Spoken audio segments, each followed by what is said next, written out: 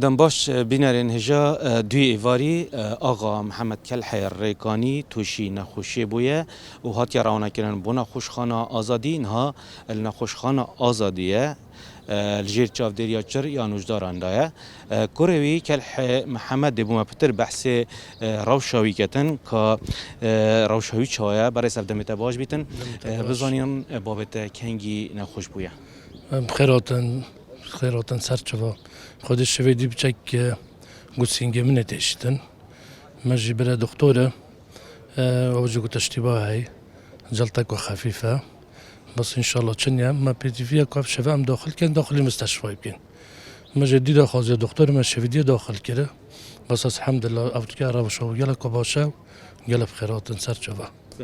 نجدارة شو قلتي يعني جلطة يا دلي بويا يا مش بالي إنه كذا مشكلة دلها بو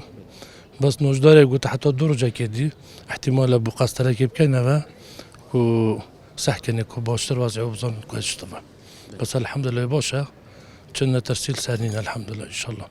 قال بخيرات ونصباز جابت كانوا صباز يا مستشفى كانوا جامعة تغسيل نايكيديها وبيتي فيها قبل استراحة أخوب كاتن حتى دسيرو جاكيدين وصباز العالم كان يطاط السرخوشي وقال بمننا وقال بخيرات نسر شبا بري نكا تشنا خوشينا بون خدي بري نكا بري ولا ناخوشي ودلها بو ناخوشي ودلها بو شبكة دانابو پشتینگی برایش شیویدی تقریبا هر شیوه پاتری بود دانابو یا دله یعنی مشاکل دله هبون بس الحمد لله روشویه باشه حقا جواسی چهارجه بچک به تازی و بدیجی زحمت کفت بچک کنا بجنی اراقه کو بچه بوی و این که باشه الحمد لله تدید آخفتن های باشه وضعی ان شاء الله نه گله که باشه نه گله که باشه به نسبت آخفنه و بدی و گله که باشه الحمد لله دخوازه سلامتی بود کن ان شاء الله سلامتیه گلک ممنونین بله بینرین جا وکی دیارچی کو روشا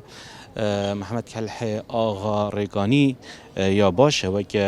کورویجی دتا دیار کرن و یا پیدویجی شلای نوجداران و بهات یا کرن